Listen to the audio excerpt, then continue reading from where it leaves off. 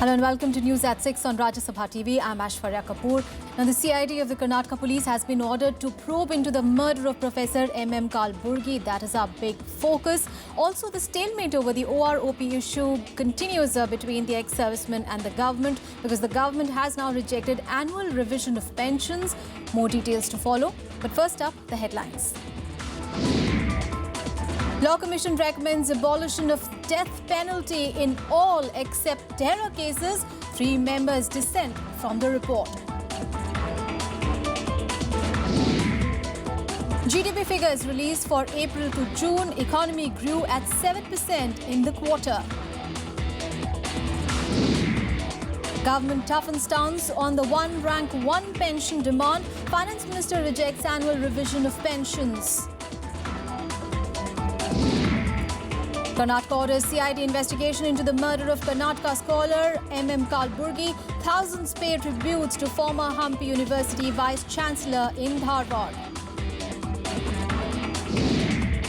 And in cricket, India are on track to win the 3rd test in Colombo, chasing a victory target of 386. Sri Lanka lose 3 wickets in their 4th innings.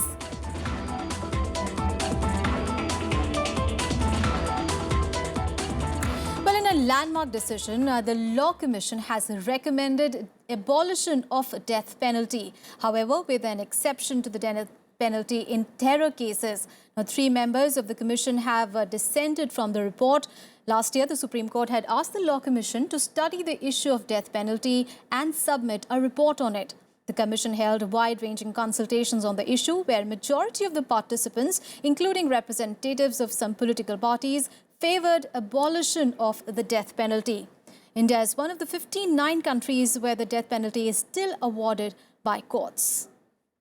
The Commission has given its 262nd report on the death penalty, and the recommendation is that death penalty should be abolished ultimately, and as a first step there should be abolition of the death penalty for the offences other than terror-related offences or offence of waging war against India.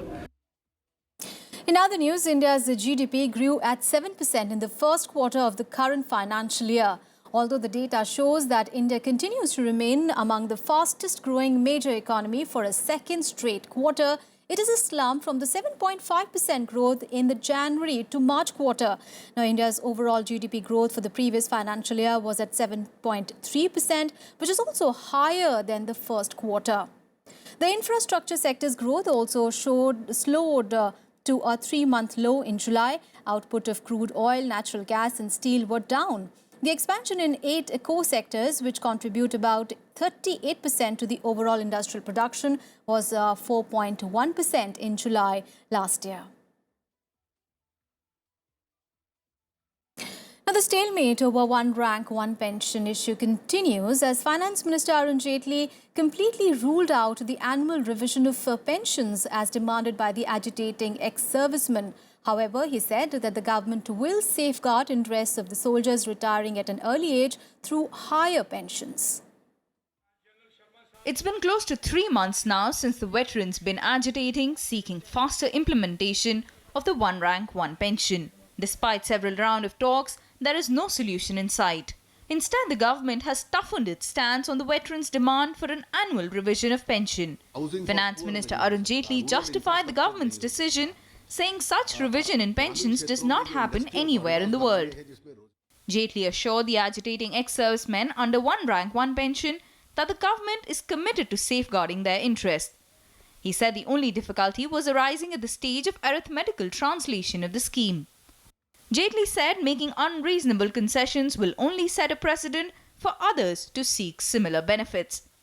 The government, however, is willing to offer higher pensions for soldiers retiring at an early age, but not revise it every year. Meanwhile, despite 6 veterans on hunger strike being hospitalized, the protests continue at the Jantar Mantar. Opposition too questioned the government's intent on resolving the stalemate.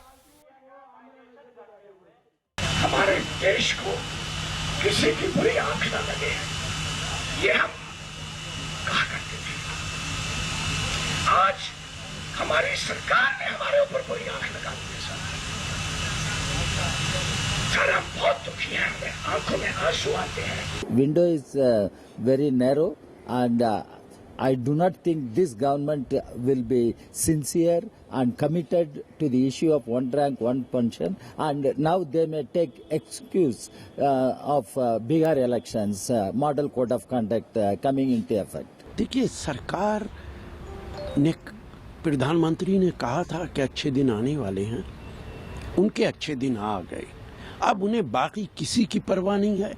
The protests have now entered its 78th day, with many more lending their voice to the veterans' demands. On Monday, former BJP leader Ram Jethmalani also joined the protest and backed their demands. Bureau Report, Rajya Sabha TV. And a day after the opposition claimed vindication over the land bill issue, ruling BJP has rejected a climb down. Instead, it slammed Congress for politicizing the issue. The ordinance on land acquisition lapsed today after the centre decided not to renew it. Under pressure from opposition since changes were proposed in a land acquisition process, the government finally gave up. On Sunday, Prime Minister Narendra Modi said his government will not pursue the controversial bill and allowed it to lapse on Monday. Opposition parties, mainly the Congress and Left, have been protesting against it, terming it an anti-farmer legislation. They claimed credit behind the climb down by the government. They were talking about the joint session. We will have this passed. They misled everyone. And we were saying that there is no question of a joint session being convened. They were misinterpreting and misreading the Constitution. Prime Minister should, if he has realized, apologize. It is a shameful confession on the part of Prime Minister and his government that the ordinances which were brought, they were all anti-farmer, and the land acquisition that the present government was keen to legislate was anti-farmer. But ruling BJP rejected the perception that the government was forced to take the decision. It also accused Congress of politicizing the issue. तो U turn अगर किसी ने किया है तो उन्होंने किया है कि अपनी बात कह के, और जब वो सत्ता पक्ष में नहीं रहे तो अपनी दलीलों को उन्होंने निराधार बताने की बात की, और इसलिए हमें वो ऑर्डिनेंस लेके आना पड़ा। केवल राजनीति करने की कोशिश कांग्रेस पार्टी ने की है। मुझे लगता है कि आने वाले समय में राज्य सरकार को अधिकार मिलने के कारण न विकास रुकेगा, निर्णय होगा कि प्रधानमंत्री नरेंद्र मोदी जी ने जो निर्णय किया है वो निश्चित रूप से गांव, गरीब, मजदूर, किसानों के हितों में है। राज्य सरकार इसका उचित निर्णय करेगी। The government has failed to pass the land acquisition bill in parliament in the face of strong resistance from the opposition. The Prime Minister slammed the opposition for creating an environment of misapprehension and fear over the issue. Bureau Report, Rajya Sabha TV. And senior IS officer Rajiv Merishi today replaced LC Goel as the Home Secretary. His appointment for a 2-year period was announced on the day he was due to retire. Merishi was serving as the Secretary in the Department of Economic Affairs in the Finance Ministry. A government statement said that Goel, who took charge 7 months ago, sought voluntary retirement, which was approved by Prime Minister Narendra Modi. Goel was appointed Home Secretary on 5th of February after then Home Secretary Anil Goswami was sacked for allegedly trying to prevent the CBI from arresting former Union Minister Matang Singh in the Sarada chit fund scam.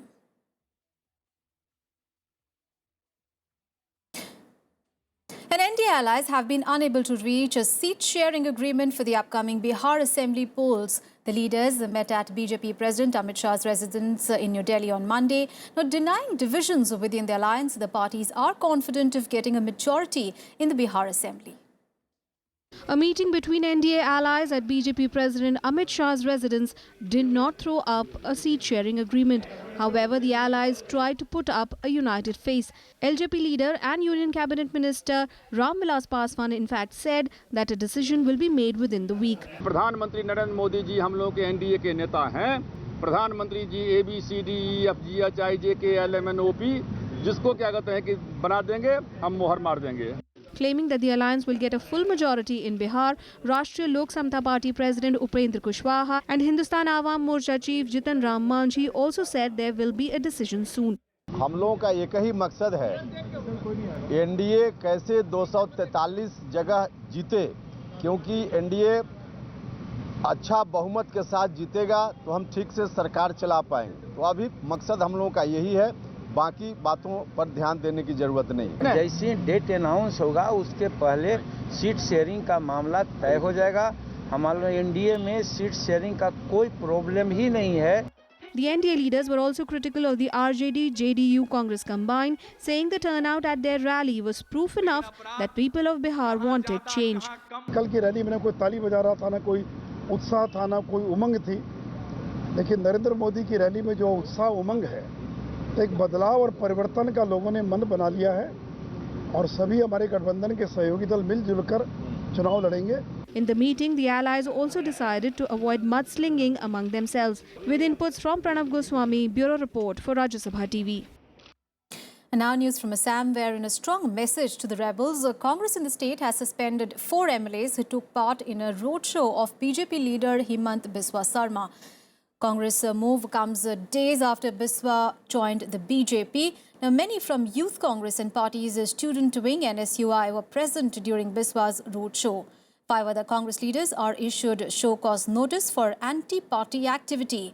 They have been asked to reply within 15 days. Now, some of them have now threatened to quit the party. Person came by parachuting. He arrived parachuting in Assam and he entered politics and started controlling and as well as the party also. And gradually we have been sidelined. See, in last election, Dr. Himanta Biswa Sarma had done a lot for the Congress party. But even he had been sidelined by this particular person named Gaurav Gogoi, the son of Assam Chief Minister. In News at 6, we'll take a very short break. But up next, the Supreme Court allows the Jains to practice Santhara, a ritual of voluntary and systematic fasting to death. We'll get you all the details. Stay with us for that and much more.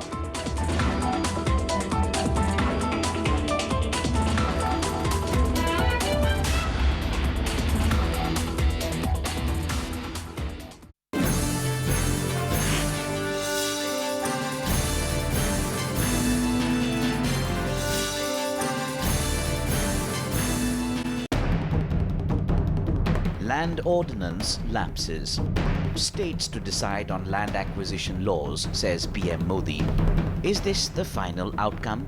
And is it the best one? Watch the big picture at 6:30 p.m. on Rajya Sabha television.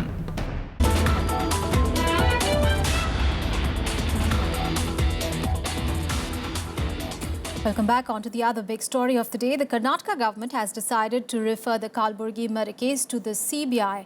Meanwhile, the state government has ordered a CID probe into the murder of the progressive Kannada thinker and scholar. Remember, Kalburgi was shot dead at his residence by 2 unidentified men on Sunday. Here is a report. A CID probe has been ordered into the murder of noted scholar and progressive Kannada thinker M.M. Kalburgi. Ordering the probe on Monday, Karnataka Chief Minister Siddaramaiah promised to bring the assailants to book. CID. Because our people will inquire into it and they will investigate.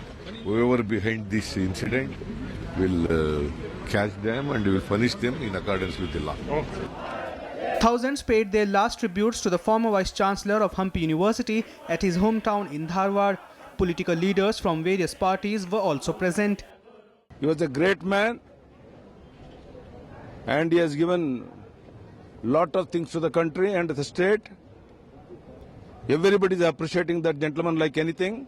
There should be zero tolerance to such divisive sectarian attacks on rationalists, on creative writers, on educationalists, because it is not the first case in India. विचारों के जो टकराव है, इस टकराव में दक्षिणपंथी वो जम नहीं पा रहे हैं और इसी के चलते वो एक व्यक्ति को रास्ते से हटा देने का जो रास्ता लिया है, इससे साफ पता चलता है कि उनका विचारों के अंदर वो दम नहीं है जिसके चलते वो लोगों का दिल जीत सकता है. This is not what India is about. India is a country where we have always had the right to have different beliefs. What Dr. Kalburgi believed in and wrote about were things that the Charvaka philosophers have said and written 3,000 years ago. This is part of the great Hindu and Indian tradition of belief and diversity of thought and action. Kalburgi was a renowned scholar of Vachana literature. He often quoted controversy for its outspoken stand, drawing the ire of religious groups for denouncing idol worship and superstition. Police are looking at several angles in solving the murder, including the role of Hindu fundamentalists. Kalburgi was shot dead from close range. He took 2 bullets, one in his forehead and the other on his chest. Bureau Report, Rajya Sabha TV. And now a look at some other stories from across the nation in Nationwide.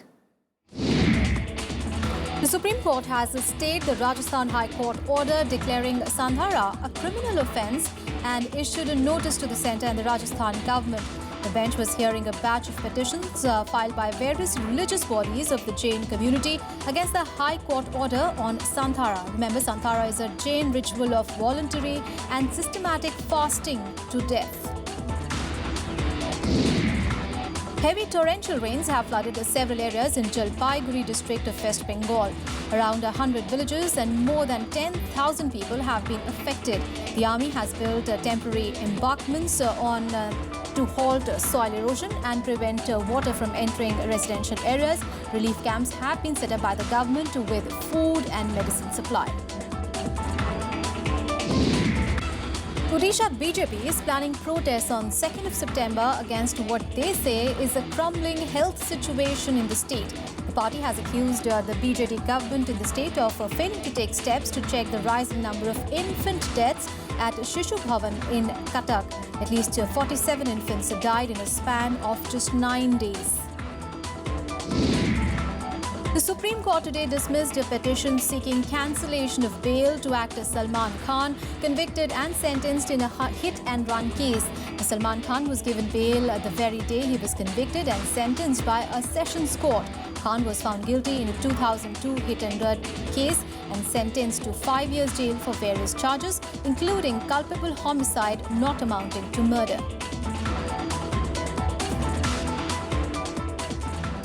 In the backdrop of heightened tensions along the border, Pakistan has said that it will not resume dialogue with India.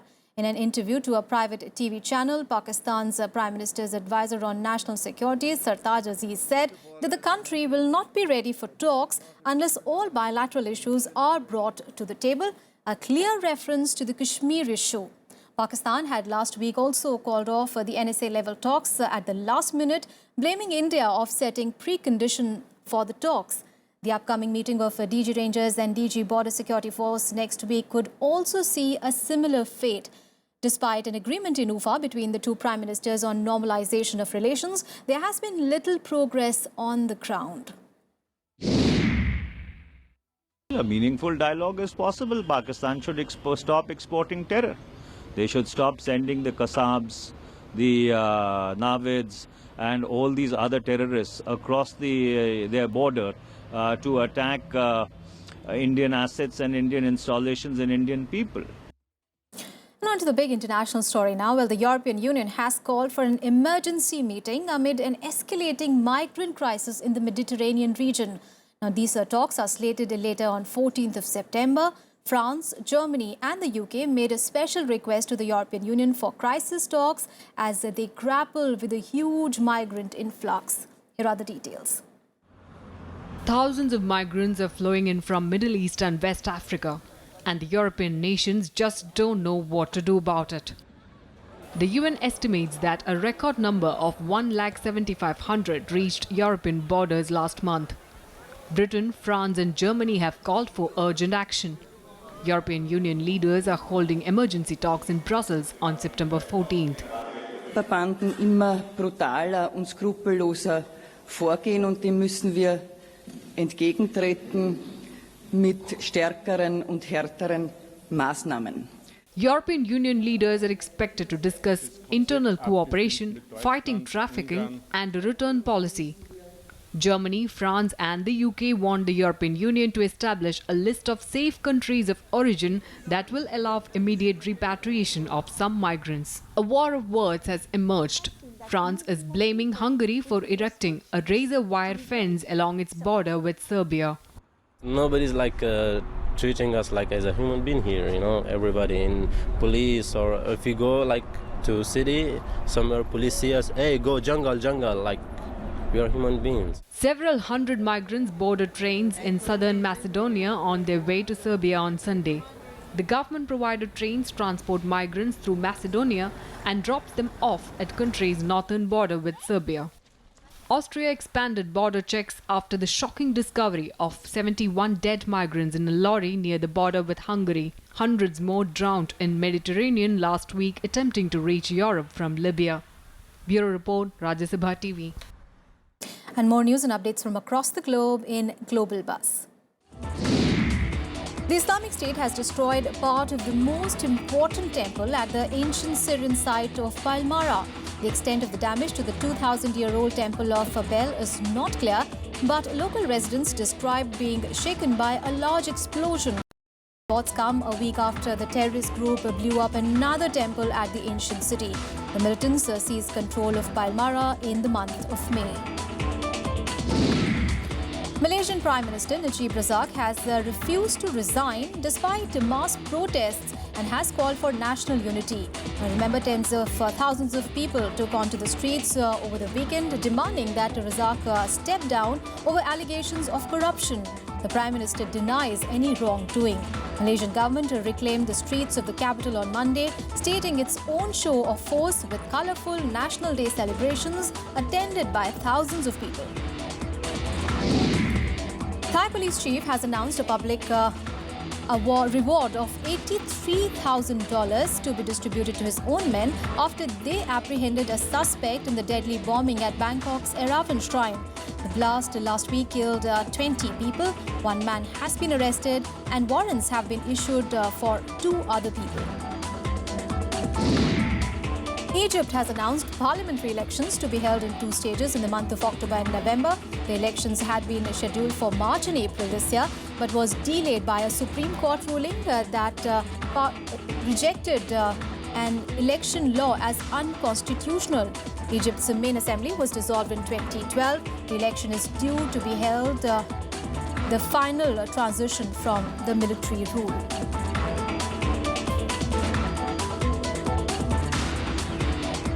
And another short break here. Up next, we'll get you all the sports news. Maria Sharapova has been ruled out of the US Open due to a leg injury.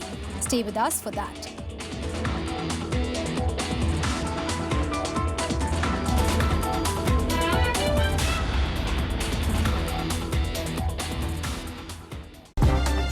India's star shining in global affairs. The professional army of any country does not have faith, piety and jihad in the name of God.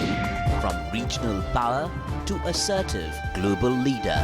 Sri Lanka denies that these violations took place. We want India to be a superpower. We have been doing everything for decades, and we have been giving to India everything best we have. Experts debate the nation's foreign policy.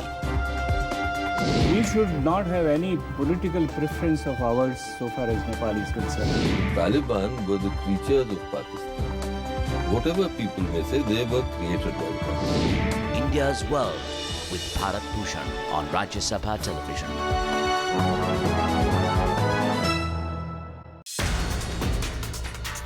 Bihar विधानसभा चुनाव, seat बंटवारे पर NDA की बैठक, सहयोगी दलों को साधने की चुनौती।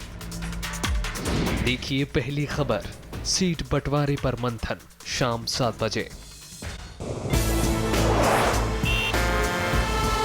Tales that inspire, stories of social change.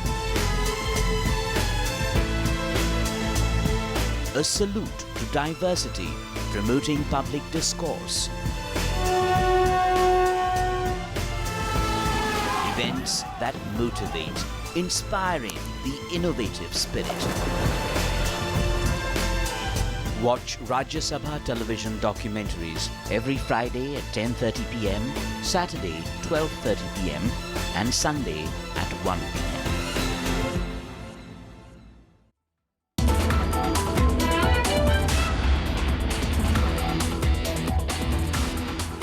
Welcome back. Good news coming in from cricket, where India has the edge in the final test against Sri Lanka. The hosts suffered early setbacks, chasing a target of 386 runs to win the test. Earlier, Indian batsmen put up a strong resistance against the Lankan bowlers and managed to score 274 runs in the second innings. Rohit Sharma and R. Ashwin scored half centuries, while Stuart Binney missed it by 1 run. For Sri Lanka, Prasad and Pradeep took 4 wickets each. In reply, Sri Lanka started disastrously. They lost 3 wickets for just 21 runs. Ishant Sharma picked up 2 wickets while Umesh Yadav claimed 1. India now have the whole of the 5th day to claim the remaining 7 wickets to win their first test series in Lanka in 22 years. And more sporting action in Sportsbeat. Recovering his stand at the Cinefield Cup, a 5-time world champion, Vishwanathan Anand played out his 4th draw. His match against Dutchman Anish Giri in the 6th round helped Anand to join 8th spot. But the Indian Grandmaster still has a lot of ground to cover in the remaining 3 rounds of the tournament. Russian third seed Maria Sharapova has pulled out of the US Open following a knee injury. Sharapova expressed disappointment at not being ready for the tournament in time. Her exit now allows Daria Kasatkina of Russia to qualify for the draw. It will also be a bonus for top-ranked Serena Williams, easing her path to a calendar year Grand Slam sweep. Swansea came back from a goal down to stun Manchester United 2-1 in the English Premier League on Sunday night. It was Swansea's 3rd straight win over United. Juan Mata opened the scoring for United in the 48th minute. And then Andre Ayew and Buffett Imbi Gomez led the fight back as 2 goals in 5 minutes were enough to seal the victory for the Welsh side.